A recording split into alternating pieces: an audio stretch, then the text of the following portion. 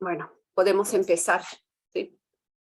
Muy buenas noches a todos. A nombre de la Sociedad Paraguaya de Ecografía, nuevamente les damos la bienvenida a todos los colegas que nos acompañan esta noche, colegas de Bolivia, de Argentina, Perú, Paraguay, y en especial a nuestro invitado de la noche, doctor Iván Quiroz, a quien agradecemos por aceptar nuestra invitación.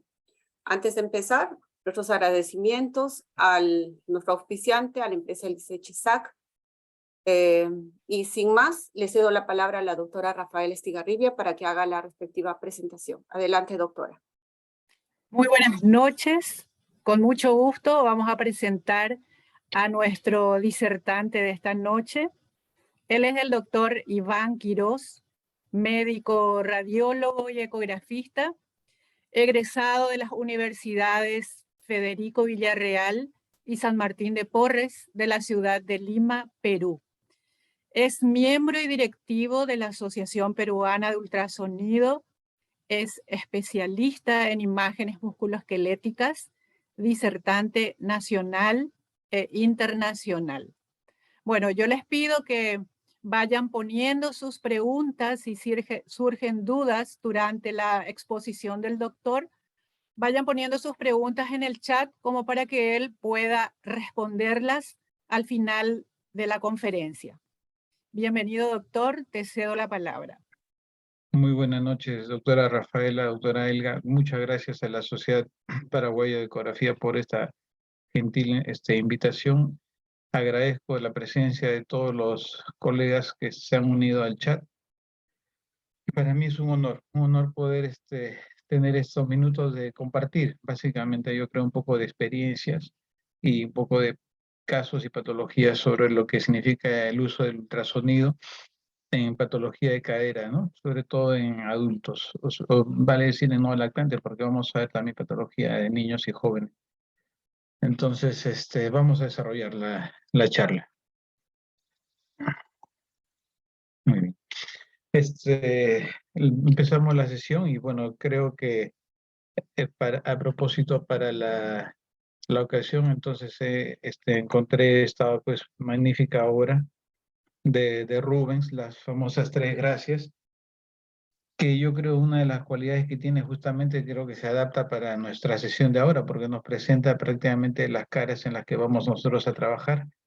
Y yo creo que él pues indirectamente nos manifiesta anatómicamente pues la importancia dentro de todos los misterios y todo lo que se puede desenvolver de este cuadro, porque tengo entendido que fue uno de los últimos, o creo que lo acompañó hasta la muerte y se deshizo él ya después de fallecido. Bueno, en la ecografía o el ultrasonido diagnóstico todos sabemos que es una herramienta de diagnóstico, pero que nos permite hacer evaluación clínica. O sea, nosotros cuando estamos haciendo un ultrasonido no es como cuando estamos leyendo unas placas de tomografía, resonancia o rayos X en las que probablemente no tenemos el paciente al lado. En ecografía nosotros hacemos una evaluación clínica y esto es muy importante, ¿no es cierto? Porque nosotros, por ejemplo, cuando evaluamos la cadera, es importante ver factores propios como, por ejemplo, la edad, ¿no es cierto? La edad del paciente no es ya desde que uno tiene un paciente, por ejemplo, adolescente de 16, 18 años, probablemente deportista, probablemente vamos a enfocar un tipo de patología. Lo es distinto a ver pues ya una mujer, digamos, de la séptima década con dificultades en la marcha o ciertas características, que nos van a entonces enfocar para otro tipo de patología. Es importante entonces ver la edad del paciente y tratar de enfocarnos a eso. Luego también es imprescindible tener una idea de cuál es la zona afectada, porque la cintura pélvica, igual que la cintura escapular, pues son un puente, ¿no es cierto? Es un puente, entonces ahí tenemos unión de una infinidad de estructuras musculoesqueléticas, tendinosas, osteoarticulares, vasculares, nerviosas, entonces las posibilidades de patología son muy amplias.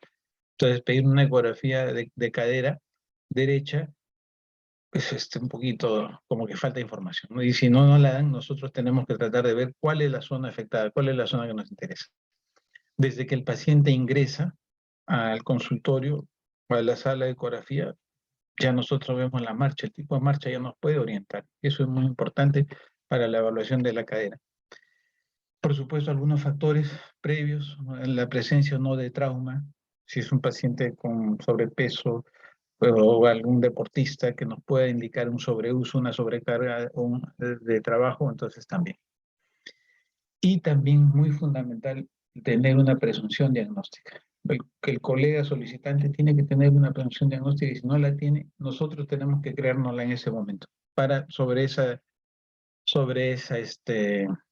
base empezar a trabajar. Entonces la ectoscopía sobre el paciente nos va a dar mucha información sobre sus probables enfermedades ocupacionales, las actividades físicas que hace, operaciones que haya tenido. Todo eso lo tenemos que tener en mente antes de empezar el ultrasonido. Unos conceptos básicos, la articulación coxofemoral es una diartrosis, es decir, una articulación en la que es cavidad y esfera, ¿no es cierto? Y tiene un ángulo de rotación pues, bastante amplio, no tan amplio como el del hombro, pero es bastante amplio. Pero sin embargo, pese a que tiene ese ángulo tan amplio de movimiento, tiene toda una serie de estructuras que le dan un soporte único y un sostén único. Básicamente los propios ligamentos de la articulación coxofemoral como el paquete y todo el conjunto de paquetes musculotendinosos que la rodean y que acá lo estoy demostrando muy, muy someramente.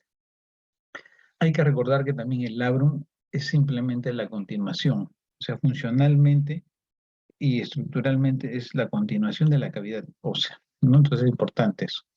La inervación, bueno, básicamente están a cargo de los nervios femorales y obturadores, la circulación básicamente está a cargo de las ramas circunflejas también lateral y media de la arteria femoral y también algunas ramas glúteas que van a hacer todo un ovillo vascular periarticular y nos van a facilitar.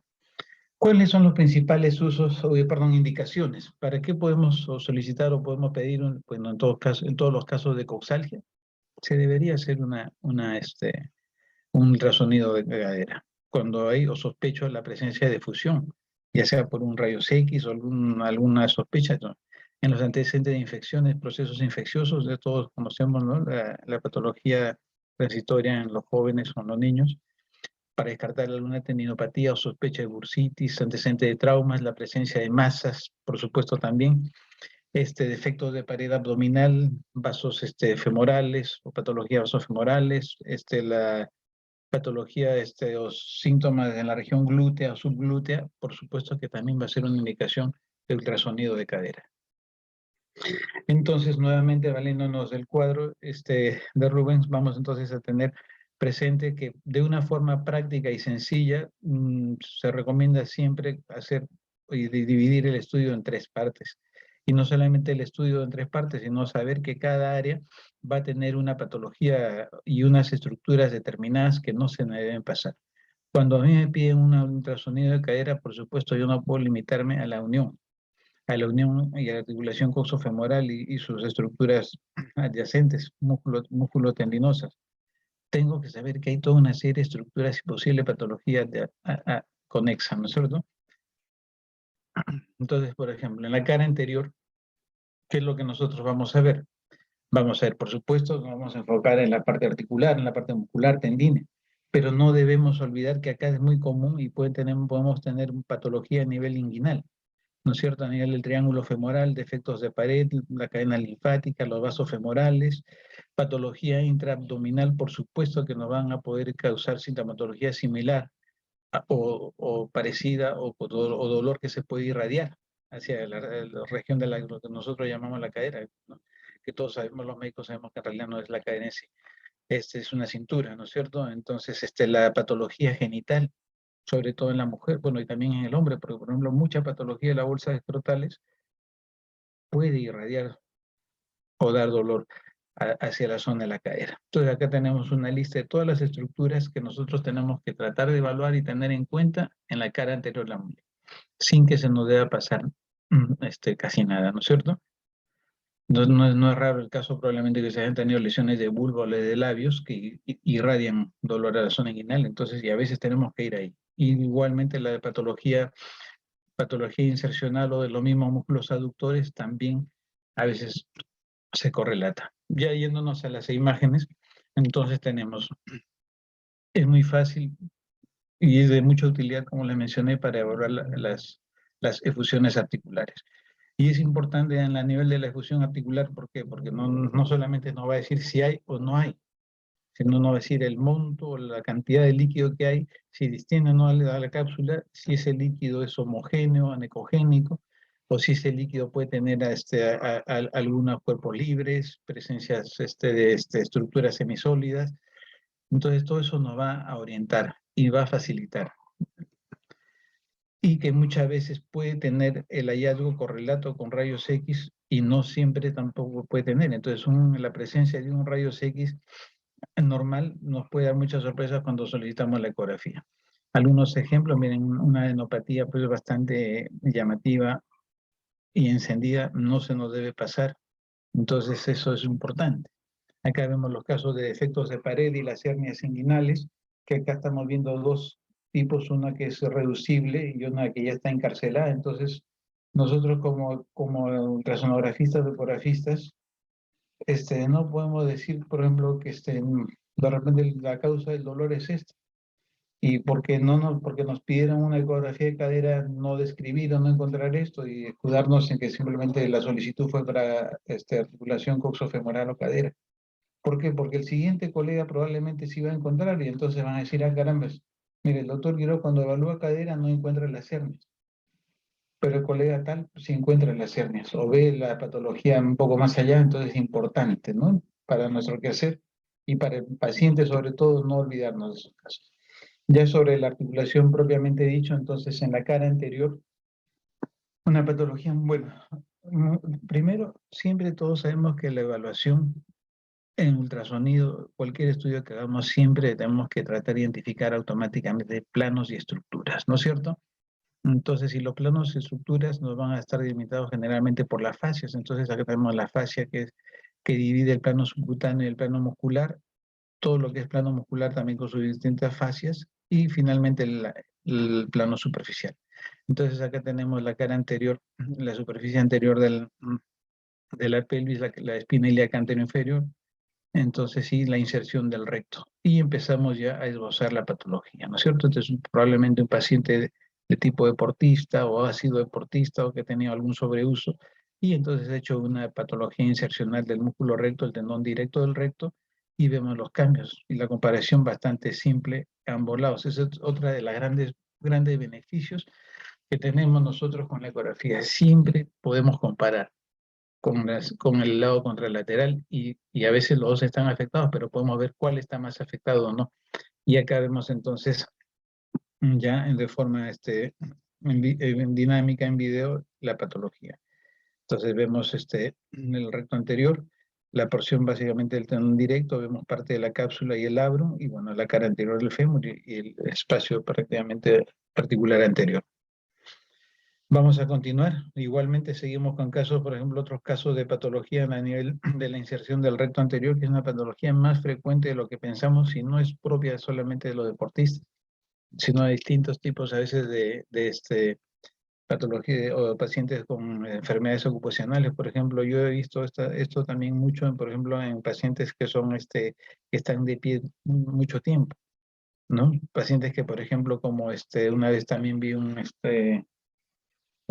cartero, ¿no es cierto?, que se dedican a repartir los sobres y correos, también tenía algo así. En este caso sí vemos distintos, vemos la patología, acá ya no, también involucra el tendón indirecto, el grado de afección es severa, comparamos siempre un lado con el otro, en el otro lado se esboza se insinúa una patología muy leve.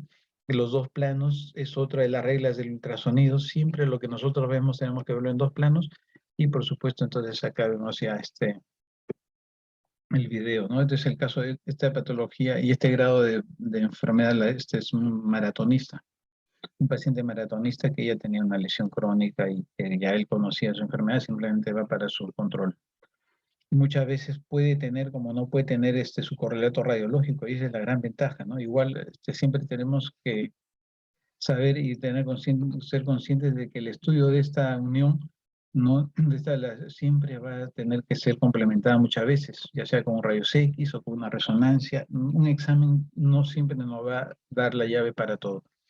Acá un caso más llamativo, este es un paciente joven de 12 años, que todavía vemos los cartílagos de crecimiento, y entonces tenemos patología también, pero un muchacho deportista. Yo supongo que él quería ser pues un número 1 del mundo, y ha hecho, entonces, no solamente una apofisitis, sino acá vemos una separación ya de la estructura ósea, con una hiperemia marcada.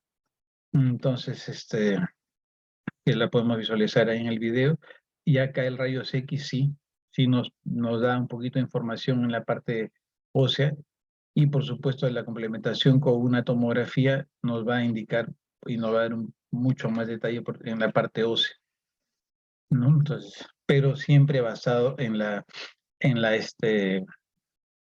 en el hallazgo ecográfico. En este caso, acá vemos otro caso similar, pero ya de una persona más adulta, en lo que esto ya degeneró y se volvió una tendinopatía y una patología insercional mucho más florida.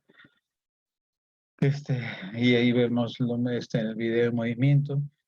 Otra de las hallazgos y patología muy frecuente, por supuesto, puede ser quistes sinoviales, quistes paraarticulares o artros sinoviales, lesiones o masas que son fáciles de hacer el correlato. Entonces, en este caso vemos en la cara anterior de la articulación las lesiones, y que el correlato con resonancia o tomografía pueden ser muy sencillos y ver el grado.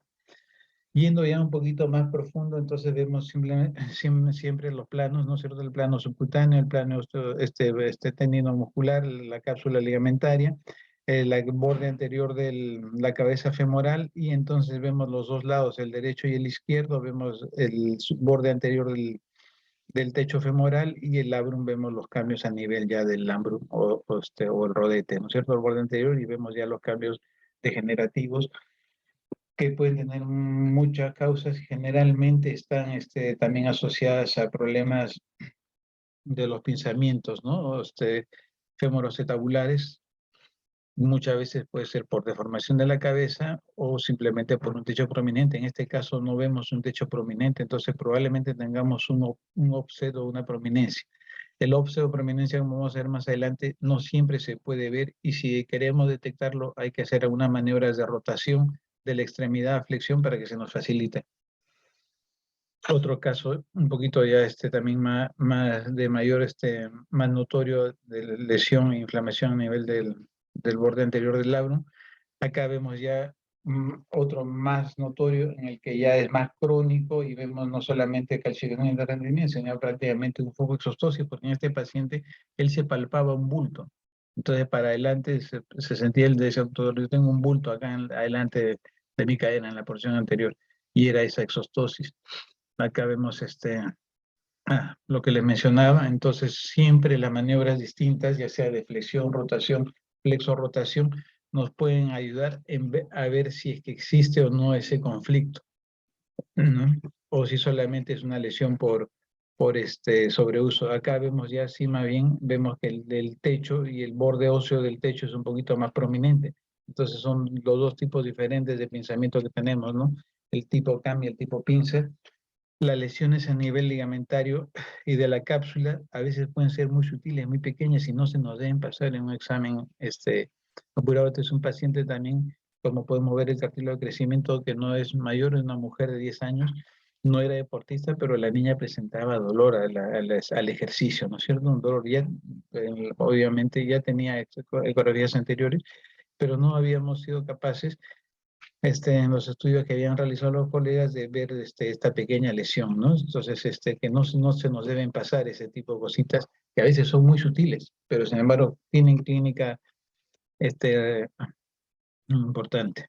Lesiones musculares, por supuesto, de la cara anterior. Acá vemos entonces una lesión muscular en el vasto medial en la cara anterior de la articulación, que al hacer el panorámico, entonces se nos grafica mucho mejor y vemos lo que les mencionaba, la identificación de los planos, ¿no es cierto? El plano subcutáneo, el plano, la fascia intermuscular, el plano muscular, acá parte del sartorio, la parte anterior y toda una reconstrucción. Todo este tipo nos puede ayudar.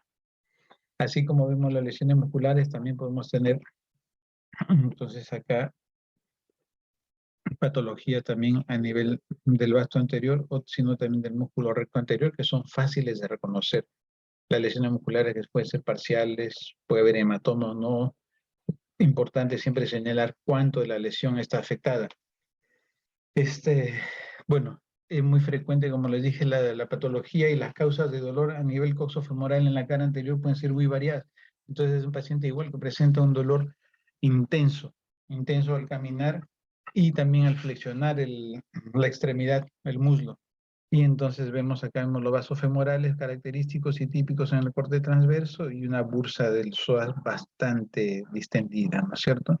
En este caso las paredes no son tan gruesas, pero vemos un contenido líquido denso, heterogéneo. Entonces esto también nos va a ayudar, porque por ejemplo es distinto ver una bursa con su pared delgada y un contenido necogénico, que como en este caso, y si en este caso de repente, bueno, en este paciente no, pero si hay un antecedente traumático, un antecedente sobre esfuerzo o sobrecarga, podemos inducir que también puede haber este contenido hemático en esa colección, ¿cierto? Las dos vistas, la sagital o longitudinal y el plano corto de la bursa no es raro, es un poco más frecuente de lo que uno podría empezar. Este es ya otro paciente, igual en el que vemos una bursa, pero ya con las paredes más gruesas.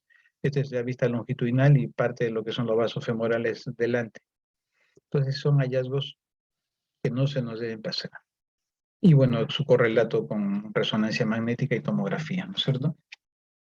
En que se nos grafica de forma bastante clara. Bueno, la sinovitis o digamos la efusión articular con engrosamiento de la cápsula en los pacientes jóvenes en desarrollo de tipo transitorio son fáciles de evaluar. Nos va a ayudar mucho el Doppler color para ver qué tan encendido está ese proceso, si es que o también no solamente para eso, sino el ultrasonido diagnóstico también sirve para diagnóstico y también en parte para tratamiento, porque podemos aliviar el dolor, ya sea aspirando el líquido, colocando sustancias o colaborando para hacer, por ejemplo, artrografías para complementar estudios. Acá vemos dos casos distintos. Este es el de un niño, por supuesto, en una sinovitis transitoria.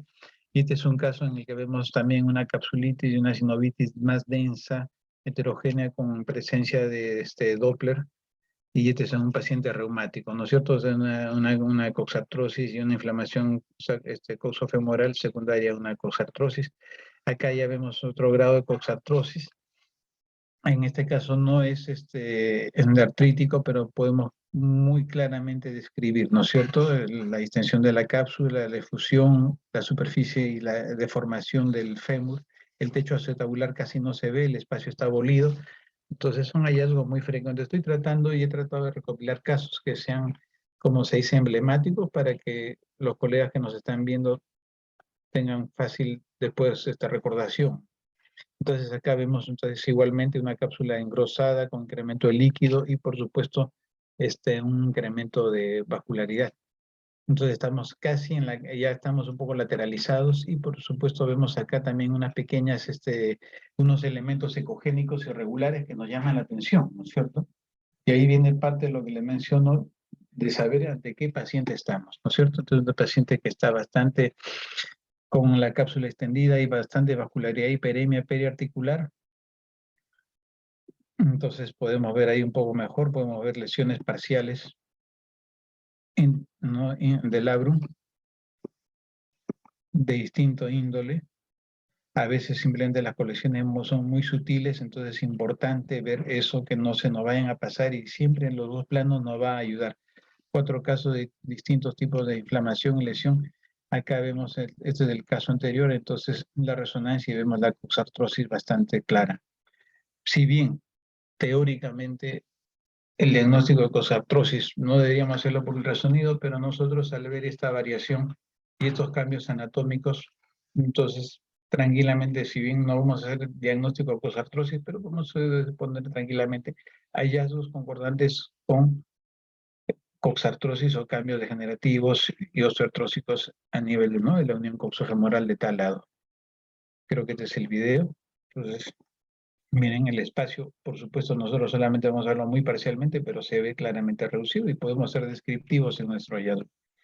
Unos casos más, acá vemos, por ejemplo, ya la superficie ósea y el fémur prominente, entonces es importante ser descriptivo. Entonces, por supuesto, esto va a ser y no va a ocasionar alteraciones en la motilidad y en el movimiento, ¿no es cierto?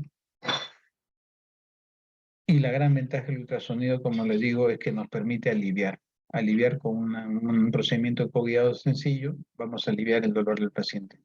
Este ejemplo que le estoy poniendo de infiltración, por supuesto, no corresponde al nuevo paciente, son dos pacientes distintos. Para ir terminando con la cara anterior de cadera, entonces, como le mencioné hace un rato, los antecedentes del paciente son importantes, porque este es un paciente que tenía un bulto también en la cara anterior de la cadera, pero es un paciente que tenía un pseudoaneurisma de la arteria femoral, justamente por un proceso de un cateterismo que había tenido hace unos meses, y le quedó pues un pseudoaneurisma. Entonces, todo ese tipo de patología la podemos tener presente en la cara anterior, sin olvidarnos, como les menciono, que patología dentro de la cavidad, como quistes de ovario, un plastrón apendicular, todo esto no pueden causar estos problemas. Voy a tomar un par de minutos para hacer una invitación. Nosotros, como la Sociedad Peruana del Ultrasonido, Medicina y Biología, hemos sido comisionados para el próximo año hacer la 31 reunión anual de el MUSOC. El MUSOC, todos, bueno, los que sabemos y los que no saben, es probablemente el congreso top del ultrasonido musculoesquelético a nivel global. Es un congreso itinerante. Vuelve a Sudamérica después de 15 años, no, porque esto ha sido en el 2011, después de más de 10 años. Entonces, lo vamos a realizar en la ciudad de Cusco del 4 al 7 de octubre. Así que quedan todos cordialmente invitados y ojalá podamos estar todos juntos allá en el próximo año en Cusco. Este es otro caso también en la cara anterior, aún no hemos terminado, en el que vemos, miren, claramente una afección y una lesión calcificada, hipervascularizada y que altera el aspecto muscular. No logramos ver con claridad el espacio articular, pero vemos que, perdón, la superficie articular, pero vemos claramente que la superficie del fémur está alterada, y entonces acá vemos claramente la afección y el incremento de densidad con aspecto cálcico en la cara anterolateral de la articulación. Esto fue un caso de miositis osificante, que puede ser vascularizada o no. Este es un caso muy, muy interesante porque esto, o sea, llegamos al diagnóstico trabajando justamente con el ortopedista que veía este caso. Es un caso muy bonito porque, miren, si bien ecográficamente se nota el incremento de líquido en la articulación coxofemoral, este era un niño que tenía mucho dolor, mucha dificultad para el movimiento y estaba muy dolorido, pero y esto había ocurrido después de una fiesta, una reunión, me parece. Entonces, bueno, este es el rayos X, el ortopedista vino con rayos X y me dice, Iván, no veo mayor cosa, entonces, pero era realmente inmóvil, o sea, el dolor era tipo fractura. Pero si nosotros vemos y notamos algo que este caso para mí me sirvió, miren la línea metafisiaria. Hay una clara simetría en la línea metafisiaria. Y que ya notando esto en la ecografía vemos entonces una lesión metafisiaria a nivel de la cabeza femoral. Entonces, que obviamente explicaba mucho mejor el nivel o la intensidad de dolor en este caso. Pequeños detallitos. En este caso que se nos complementa y vemos, miren el desplazamiento, ¿no es cierto? Miren los bordes y el paralelo de las líneas metafisiarias en el lado que no duele, no afectado, y en el lado afectado. Entonces, no vamos a complementar.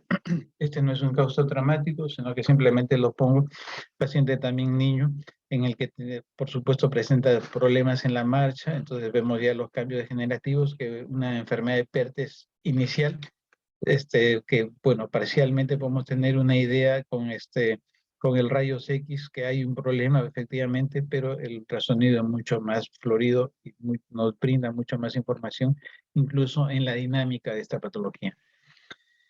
Este es un caso que yo no he visto muchos, he visto un par de casos, quizás 3, 4, pero que se logran ver, pero lo menciono porque se suele presentar en la cara anterior, ¿no es cierto?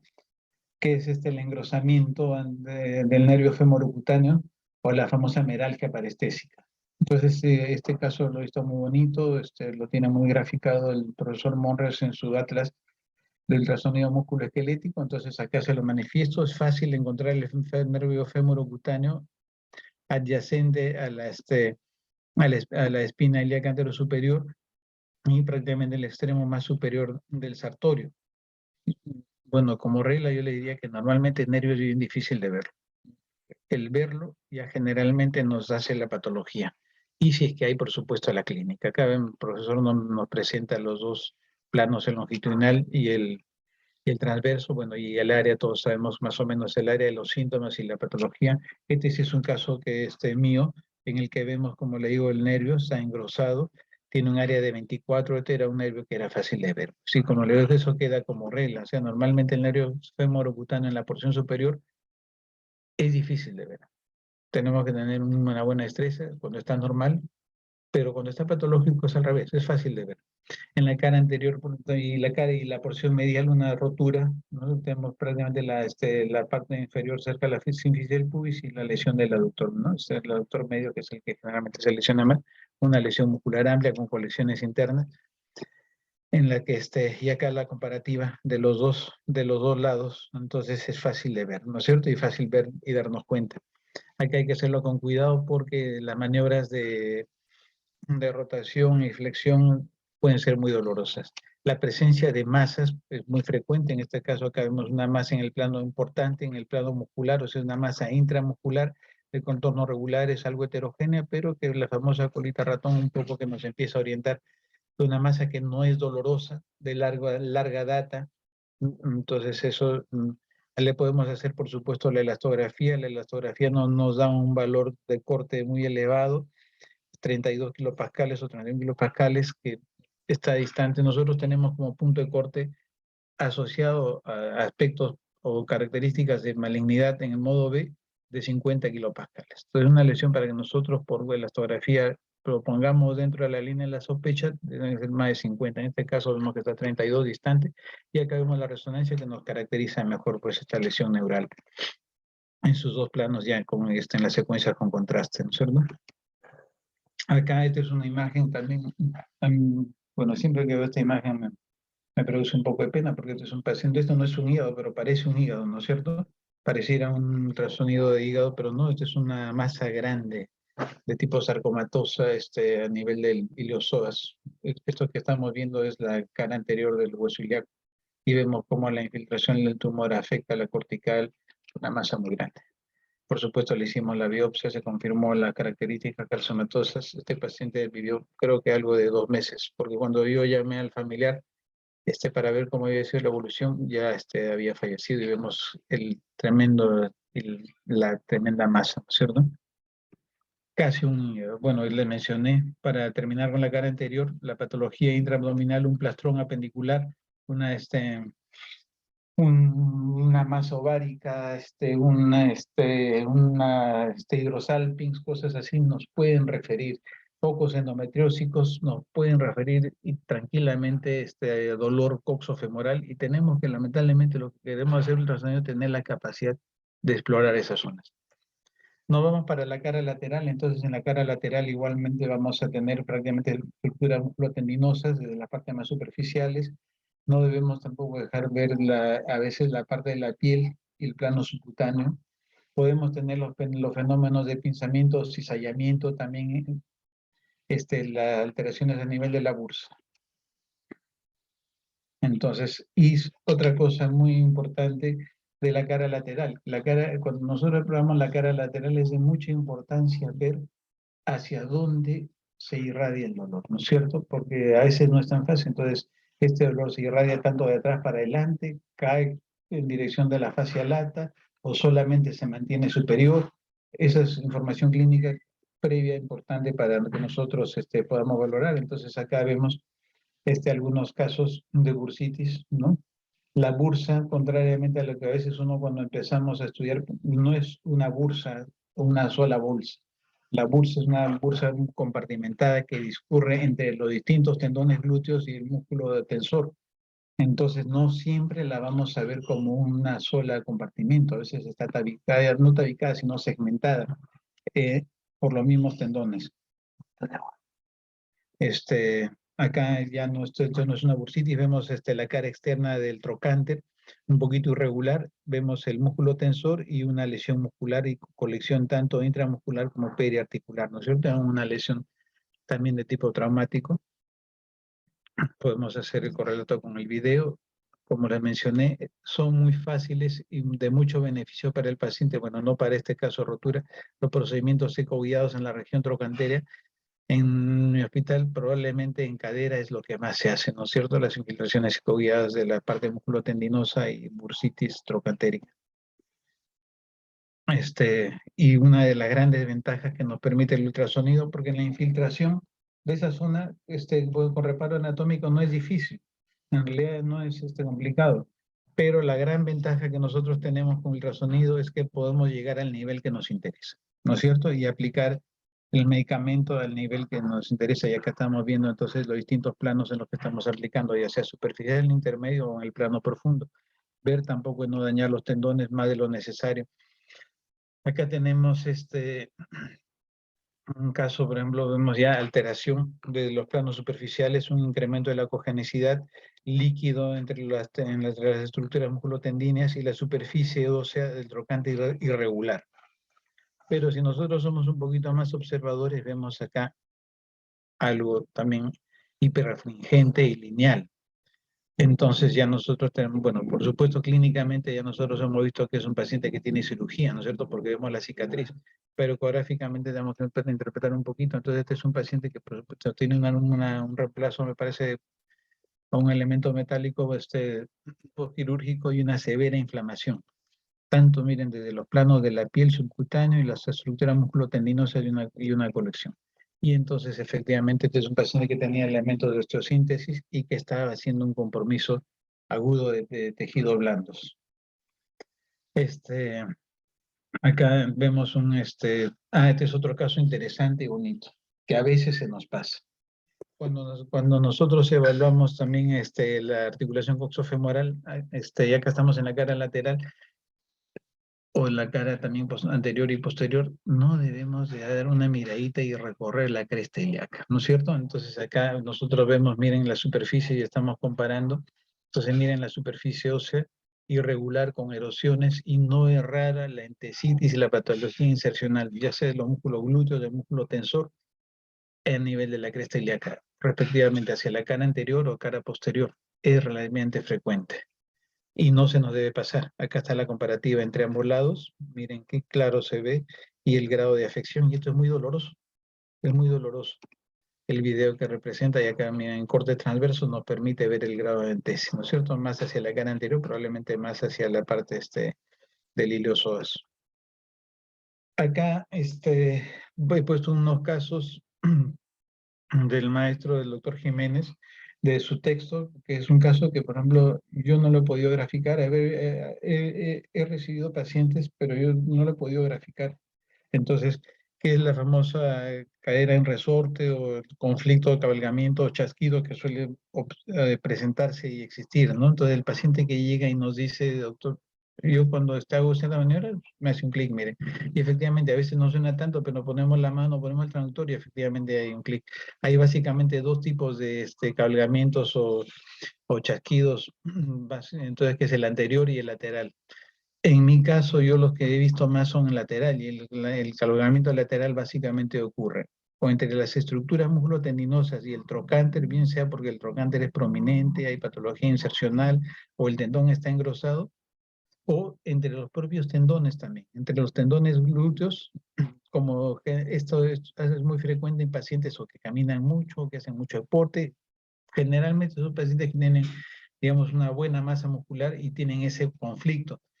Entonces, como podemos ver acá en este caso, el maestro Jiménez nos está esquematizando los tendones glúteos y el conflicto a nivel del trocánter, en la cara lateral. Y esto es muy sencillo, bueno, al verlo acá y hacer la maniobra de extensión, pero captarlo en la pantalla no es tan fácil. Tenemos que tener en cuenta el engrosamiento de los tendones o de las bursas va a, digamos, crear un conflicto. Y ese conflicto nos va a crear esa maniobra, digamos, o ese cabalgamiento, ese sillamiento. Y también, bueno, si bien esto no estamos ahorita en la cara lateral, pero el mismo conflicto se puede presentar adelante. El psoas, pacientes que un poquito rotan toda la extremidad, rotan la extremidad y te dicen, mira, doctor, palpa, y uno palpa en la zona inguinal y efectivamente hay un chasquido, un movimiento, y es simplemente entonces el desplazamiento del músculo psoas a nivel de la eminencia, pectínea, ¿no? Del pubis o del ilíaco. Entonces, este cizallamiento, este desplazamiento, miren, una masa muscular grande, ese movimiento es el que nos produce ese cizallamiento.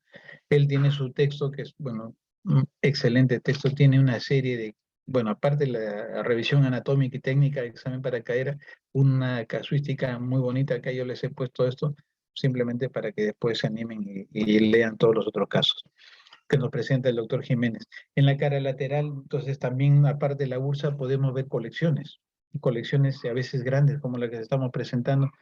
Miren, una colección grande que va, miren, desde el plano subcutáneo, incluso hay una zona, digamos, de apariencia fistulosa y que se va hacia los planos más profundos periarticulares. ¿No? Es una colección densa, heterogénea, en el lado derecho. Y podemos hacer la del barrido y entonces es importante describir esto. Es un paciente de 57 años que presenta dolor y bastantes cambios inflamatorios superficiales. Entonces el médico tratante quiere saber cuánto es y cuán inflamado está. Entonces con esto uno puede decirle, mira, la inflamación no es solamente lo que estás viendo, sino una colección grande, densa, heterogénea, que tiene los planos superficiales, pero está completamente periarticular. Y este es el rayos X. ¿No es cierto? Este es el rayos X de este paciente y efectivamente vemos un poquito de incremento de densidad de los tejidos blandos, pero miren, acá vemos, por supuesto, los recuerdos de un proceso antiguo, ¿no es cierto? Acá nosotros no vemos ningún elemento osteosíntesis de elemento metálico, pero miren, esta es la placa previa del paciente.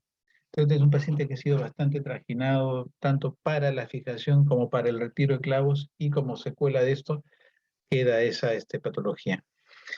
Simplemente para mencionar solamente para mencionarlo, por supuesto, el ultrasonido diagnóstico, todos sabemos que es para mí el gol estándar en lo que es la displasia y la valoración de displasia cadera en los niños, ¿no es cierto? En los lactantes sobre todo. Acá otro caso, este es un paciente de 17 años que también con inflamación y mucha congestión a nivel de la articulación coxofemoral, y podemos ver no solamente eso, sino igualmente vemos elementos, ¿no?, de aspecto metálico periarticulares y que compromete básicamente el plano muscular. Y que era muy sensible, esto le causaba mucho dolor al paciente. Y miren cuando vemos el rayos X, entonces una tremenda, un paciente ya con patología crónica, que obviamente lo que estamos viendo nosotros con el ultrasonido es, como se dice, la punta del iceberg, ¿no es cierto?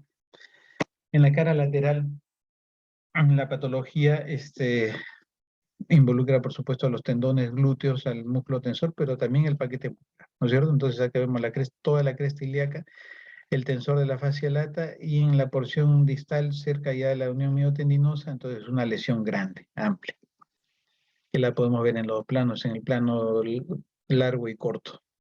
Fácil de ver y describir cuánto es, si hay alguna colección que valga la pena drenar o no. Información siempre muy importante. Y este es otro caso parecido pero inverso. Es una paciente que le piden porque tiene dolor intenso en la región trocantera, y entonces, por supuesto, la presunción diagnóstica de todos es justamente una tendinitis o probablemente una bursitis severa trocantérica. Pero cuando yo la examino, bueno, le digo, la examino y la verdad no le veía mayor cosa. No le veía mayor cosa, unos tendones a nivel trocantero un poco, pero para el dolor y la limitación de movimiento que presentaba la paciente no se condice. Entonces, yo tuve que preguntarle, señora, por favor, nuevamente, dígame, ¿cuál es la zona que más duele, ¿no es cierto? Y entonces cuando nosotros prestamos atención, acá vemos que ya la paciente no nos señala básicamente el trocánter, sino un poco más arriba. Entonces yo me voy para la parte superior, era un tremendo desgarro también del músculo tensor de la fascia lata, pero en la inserción superior, a nivel de la cresta. Entonces, siempre tenemos que dar el barridito completo, no solamente limitarnos a lo que podría ser la región trochanteriana, y acá vemos el panorámico, ¿no es cierto? La cresta ilíaca, la lesión y el músculo. Conversando con unos amigos, uno me mencionó que esto, me dice, pero esto ya tiene calcificaciones internas. Si fijamos, en realidad esto no son calcificaciones, ¿no? Ninguna de estas dos estructuras que no son pequeñas producen sombra acústica y hay un notorio refuerzo posterior. Este es simplemente la interfaz entre el líquido, el haz de sonido y probablemente un pedazo de fascia o estructura fibrotendinosa. Pero a veces estas imágenes mal interpretadas sí nos pueden confundir un poquito. Y en este caso sí el rayos X, un poquito aquí hay correlato con la patología que estamos viendo, porque efectivamente vemos a esta cresta ilíaca ya con algunos cambios de densidad en la superficie. En la cara lateral no son raras la lesión de Morella-Vallée, que todos, bueno, y si no conocemos el mecanismo fisiopatológico, es simplemente por un desplazamiento y una rotura interfacial que por la misma desplazamiento pues crea una colección grande a lesionar vasos y vasos tanto sanguíneos como linfáticos, y es muy amplio, muy grosero, ¿no es cierto? Y lo característico es que nos separa planos, ¿no es cierto? Otro caso muy bonito que el profesor Monres, dentro de su amplia también patología que nos muestra, lo presenta muy interesante, la presencia de hematomas, ¿no? En este caso ya estamos nosotros en el plano muscular, ¿no es cierto? Porque acá vemos muy claramente, ya estamos en plano muscular, obviamente hay cambios superficiales por el mismo traumatismo. Entonces es importante, tenemos que conocer muchas veces el mecanismo del trauma. Cuando el trauma entonces es contuso, generalmente va hacia el hueso; cuando no es contuso, entonces es superficial. A mí lo que me llamó la atención de este hematoma es el grado de vascularidad que tenía. Miren esos lagos venosos y vasos grandes. Había, por supuesto, el incremento de densidad a nivel de los tejidos blandos en el rayos X, pero me llamó mucho la atención. Yo traté de hacerle seguimiento, le mencioné al colega que era un hematoma demasiado vascularizado. Yo presumo que probablemente agarró una rama grande y se formó una pseudofístula periarticular. En la cara lateral podemos ver patología como esta, ¿no es cierto? Una paciente también postraumática en que, miren, bueno, vemos claramente y clínicamente el abultamiento, pero lo que sí no podemos, yo por lo menos no me imaginé que podía haber un hematoma tan grande y con lisis, ¿no es cierto? Porque miren, en el plano muscular hay lisis tanto en el plano subcutáneo como en el plano muscular, completamente denso. Entonces yo en este caso, pues, y eso es algo que se me estaba pasando a mencionar, la evaluación, miren cómo ahí vemos la superficie ósea. Entonces el plano muscular, ¿no? Ya está en lisis, no tenemos los distintos planos musculares. Se me pasó a mencionar. En la cadera, como, bueno, todo, siempre en la ecografía tenemos que tratar de usar todas las herramientas que tenemos. Yo, si el paciente es de contextura mediana a gruesa, de frente empiezo a examinar con el traductor convexo, y si ahora los equipos vienen con presets musculoesquelético, el traductor convexo, y si no pongo el preset pediátrico, y con eso examino la cadera. No solamente con el lineal. Un lineal de muy alta frecuencia me va a limitar la profundidad, pero sin embargo no me va a ayudar mucho para estructuras superficiales, como por ejemplo el nervio femorocutáneo. Entonces tenemos que usar todo lo que tengamos a la mano. Esta vista ya es de la misma paciente, pero con el convexo. Esta es una lesión también en la cara lateral, como podemos ver acá, casi en la región trochanteria. Este es un paciente que hemos visto hace poco, entonces que nos lo mandan porque el médico tratante quiere una biopsia. Entonces, sí, miren, entonces definitivamente ya hay uno cuando examino, miren la consistencia de esta lesión, entonces ya uno ya presume que si bien es sumamente duro, pero es una estructura móvil, ¿no es cierto? Y acá está su esquematización con ultrasonido, Entonces vemos una lesión subcutánea, por eso que permite el movimiento, con prácticamente calcificada en toda su extensión, nos hace una sombra acústica posterior. Procedimos, por supuesto, a realizar la biopsia del disparo. Acá, si notan un poco, se me dobló el arpón de la pistola semiautomática. Felizmente salió bien y salieron los dos disparos, se logró obtener la muestra. Y la patología, como ya nosotros presumíamos, pues no hay lesión tipo maligna, simplemente son cambios fibrosos y calcificados superficiales. Nos vamos para la cara posterior, para ya ir en la última secuencia y no cansar los colegas. Miren, la cara posterior también tenemos que tener consciente de que vamos a estudiar de los planos superficiales, subcutáneos, el muscular, la estructura tendínea, vamos a evaluar en tesis la presencia de masas y, por supuesto, en los planos profundos vamos a tener que familiarizarnos con el ciático. Hay que recordar que la patología del nervio ciático y de la región glútea profunda tiene algunos factores predisponentes, ¿no es cierto? Como estamos acá en este cuadro también, los hábitos, el sedentarismo, puede ser el uso de una billetera muy gruesa, bueno, suerte para el que la tiene, o digamos, algún golpe o un traumatismo previo, o exceso de deporte o actividad física, nos van a poder condicionar el famoso dolor glúteo profundo.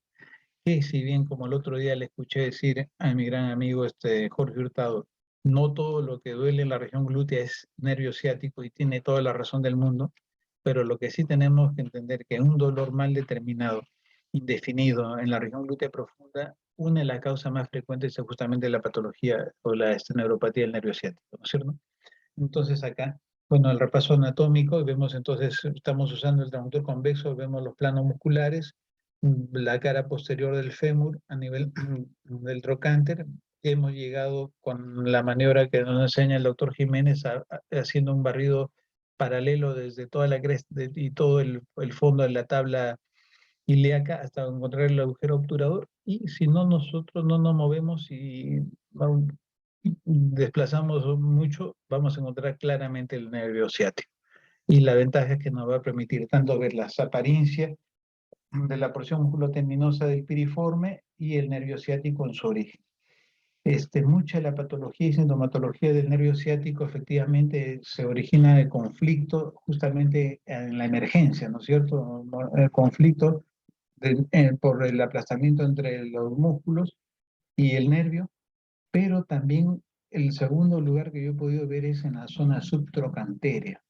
En la zona subtrochanteria creo que hay un caso que también he preparado, también es muy frecuente.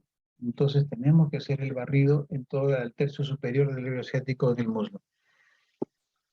Entonces acá vemos, ¿no es cierto?, un paciente que por supuesto, miren, el nervio ciático presenta pérdida de paralelismo en los bordes, alteración de su patrón, no es fibrilar, sino fascicular. Y entonces vamos a prepararnos, y la gran ventaja del ultrasonido es que nos permite llegar al punto que queremos, ¿no es cierto? Y no vamos a hacer al paciente causarle problemas motores posteriores a nuestro procedimiento. Entonces esa es la gran ventaja. Acá vemos otro caso y vemos, perdón, este es el mismo caso, pero ya el nervio ciático ya en corte longitudinal y la hidrodisección realizada. Acá tenemos otro caso, miren, entonces en el lado izquierdo y en el lado derecho. Acá es un paciente que ha tenido una caída, ha tenido textualmente un algazo, y ahora de veras en la mañana cuando yo me iba al trabajo justamente vi una señora que estaba paseando dos perritos pequeños, pero yo vi que uno de los perritos pequeños se le escapó de la mano, y la señora, para que no se le vaya, agarró y pisó la cadena, la correa del perro para que no, y el perro miren, pequeño, pero jaló y la señora se dio un algazo, y automáticamente me acordé de esta lesión, porque ahora no pude parar para asistirla lamentablemente, pero vi que se dio un algazo y este es un caso así, ¿no? Entonces vemos acá en la colección y los cambios postraumáticos a nivel del plano profundo y el nervio ciático. Creo que acá está el video. Yo creo que ahí podemos evidenciar, o sea, no todo también, o sea, existen lesiones traumáticas en la región glútea profunda, no todo es conflicto. Acá en los dos planos, tanto el longitudinal como el transverso. En la región glútea, este es un hallazgo que cada vez tenemos que habituarnos más, y no solamente en la región glútea, sino ahora es casi en todo el cuerpo. ¿No es cierto? Vemos los planos superficiales, el plano estamos solamente subcutáneo y vemos una variación completamente clara entre la apariencia de la porción, digamos, conservada y la porción alterada, que vemos un incremento amplio de la ecogenicidad con formaciones vaculares. Y bueno, con el convexo, uso el convexo para tratar de ver más, y lo único que veo es un poquito más de vacuolas, y esto es un hallazgo típico en las pacientes que hacen las famosas infiltraciones con polímeros, ¿no es cierto? Este es un hallazgo típico. Cada vez tenemos que evitarnos más. Miren su representación en la resonancia. Entonces es una costumbre terrible. Terrible porque, por ejemplo, yo he visto pacientes que el polímero se les ha bajado desde el glúteo hasta la región vulvar. Eso se desplaza. Se logra desplazar increíblemente. Entonces, en la cara yo he visto mujeres que se han aplicado, con hombres también deben haber, pero yo caso he visto que se les ha desplazado, por ejemplo, periorbital a la región, a la región de los labios, o ha terminado en la región del mentón. Entonces, son sustancias que migran en el cuerpo, y eso hay que avisarle al paciente. Un poquito más hacia la cara posterior y medial, entonces vemos la espina isquiática y las lesiones. Este es un caso también traumático, una caída, y vemos una lesión parcial de los isquiotibiales. Es fácil distinguir si la lesión del isquiotibial va para el semimembranoso, semitendinoso o el bíceps, porque por su ubicación anatómica, lo que está de la línea media más o menos de la espina isquiática para la parte interna medial, probablemente vaya más para el semitendinoso o semimembranoso, y la cara lateral al bíceps femoral, ¿cierto? Ahí se ve bastante clara la lesión. En este caso es bastante amplia y notoria. Otro caso más lateralizado y bastante llamativo. Los tumores en las regiones, bueno, todos sabemos que los tumores partes blandas están en todos lados. Entonces el ultrasonido diagnóstico, miren qué bien nos ayuda a caracterizar. Esto ya no es lo mismo que vimos como el neuroma hace un rato. Miren el espesor de la lesión, porque vemos el plano, pues es una lesión grande, vascularizada, de bordes irregulares, múltiple foco de vascularización heterogénea. Entonces no es difícil imaginarnos ante qué lesión estamos, ¿no es cierto? Y por supuesto ya los exámenes complementarios nos van a corroborar, pues, el aspecto sarcomatoso de esta lesión, que por supuesto se corroboró. Unas lesiones también en los músculos lumbares y dorsales inferiores adyacentes a la cresta y a los huesos ilíacos también pueden presentar patología postraumática o post-esfuerzo. Este es un hematoma, miren, intermuscular, justamente de un paciente de esos muchachos que se creen súper deportistas, y posterior a uno de sus días de trabajo, pues se hizo un tremendo hematoma. Otra masa a nivel muscular y región glútea. Acá vemos, esto es otra, estas son más distintas, ¿no? Esta es una masa también de tipo maligno como el anterior, y esta es una masa, pero simplemente en la región glútea, y que es bilateral. Entonces es de una mujer que también se ha aplicado sustancia. Pero miren, acá se lo colocaron, parece mal, porque se han aplicado el plano muscular entre los músculos, y miren la lesión y la lisis que han creado, y no solamente en un lado, sino también en el otro lado, como luego vamos a ver. Entonces, esto es fácil de caracterizar. Ambos lados, el izquierdo, que es el más notorio, pero también presenta la misma patología. Vaya a ver cómo los colegas cirujanos resuelven eso. No es fácil. Lesiones muy superficiales, pero miren, esto está en la región glútea, cuadrante superior derecho. De primera impresión uno podría parecer simplemente un granuloma, ¿no? En la zona de las intramusculares, pero no, miren el grado de vascularidad. Si uno se fija bien, los bordes son irregulares. Se le hizo, por supuesto, la biopsia, y por supuesto que salió esta lesión maligna, y que se nos caracteriza también con la resonancia, ¿no es cierto? Vemos el grado y el aspecto infiltrativo de la lesión. Este es un caso también reciente. Esta es una paciente que nos la remiten para una biopsia porque tiene una tumoración subglútea, y como la estamos más o menos visualizando acá, entonces viene con una resonancia que dice masa con rasgos de malignidad, dependiente de la cola distal del glúteo, me parece el glúteo medio, y que se extiende a tejidos blandos. Por eso que le piden la biopsia, y el médico de frente quiere confirmar para proceder. Y este es el aspecto ecográfico. Miren, entonces vemos una lesión subcutánea, efectivamente puede ser lobulada, predominantemente de aspecto líquido denso, heterogéneo. Yo no la vi de aspecto infiltrativo. Obviamente hice la palpación con los guantes respectivos, no era dura porque una lesión de ese tamaño, de tipo sarcomatoso, pues todos hemos palpado un sarcoma, tiene que ser duro. Esto era algo blando. Pero sin embargo, miren, estaba muy vascularizado. Entonces, tenía más o menos un tiempo de evolución de 2 meses, una mujer de 28 años, joven, que estaba con ese bulto. Entonces, por supuesto, se le hizo la biopsia, pero vamos a ver el correlato, miren, de las imágenes de la resonancia. Entonces, si efectivamente vemos que es una lesión captadora de contraste, efectivamente impresiona pero vemos que respeta planos, ¿no es cierto? Vemos que respeta planos, entonces ahí hay que a veces interpretar bien cómo apareció, el tiempo que tiene, y bueno, algo que nosotros cuando leemos las placas en la estación de trabajo nunca podemos palpar la masa, entonces, pero sin embargo la elastografía, miren, nos da un valor bajo, 36 kilopascales, se le hizo la biopsia, bueno, esto es simplemente la representación en T1, y miren, no era ninguna lesión maligna. En este caso, yo pienso que aparte, bueno, lo que uno puede hacer, la palpación, algún criterio de los principios en modo B, que definitivamente no tienen una característica infiltrativa, la elastografía yo creo que nos pintaba que no era una lesión maligna. Estimados colegas, les agradezco por su atención, ojalá no los haya aburrido, trato de presentarle casos que se les haga fácil de reconocer en su quehacer diario y en patología glútea. No he abordado, por supuesto, técnica de examen, porque esto es patología de técnica de examen. Si quieren empezamos la charla, me avisan. Buenas noches, doctor Quirós. Excelente charla. Soy la doctora Dalila Mansur y le tengo algunas preguntas acá del Por chat. supuesto, doctora, mucho gusto. El doctor José Antonio Díaz pregunta, ¿cómo valoraría ecosonográficamente las lesiones del cartílago articular de la cadera? Y también pregunta si se podría utilizar por analogía a la ICRS.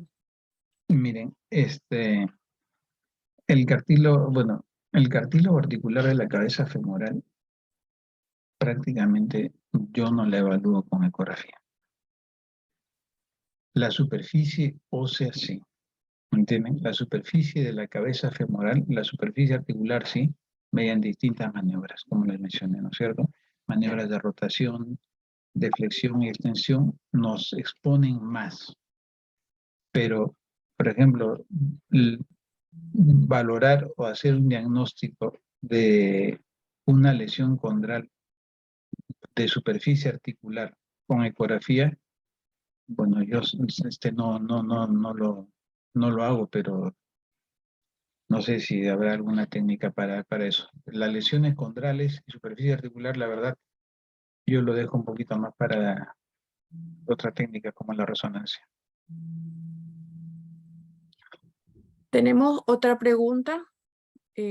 José Antonio Díaz también pregunta si utilizaría la maniobra Faber para descartar pinzamientos fémoro-acetabulares de la cadera del adulto. Por supuesto que sí. Esa es una de las maniobras, digamos, mandatorias, ¿no es cierto? Luego también, no solamente la maniobra de Faber, sino a veces son maniobras muy sutiles, que a veces porque no tenemos que sobre rotar o sobre flexionar, porque ya nosotros tenemos que tener primero alguna lesión, ¿me entienden? Tenemos que tener alguna lesión aparentemente visible, o bien a nivel de la cápsula o del labrum, o en la superficie ósea del fémur, y entonces tenemos que ser cuidadosos, pero sí, efectivamente, es muy útil. Gracias, doctor Díaz. Muchas gracias, doctor. No tenemos más preguntas. Le dejo con la doctora Helga. Adelante, Helga.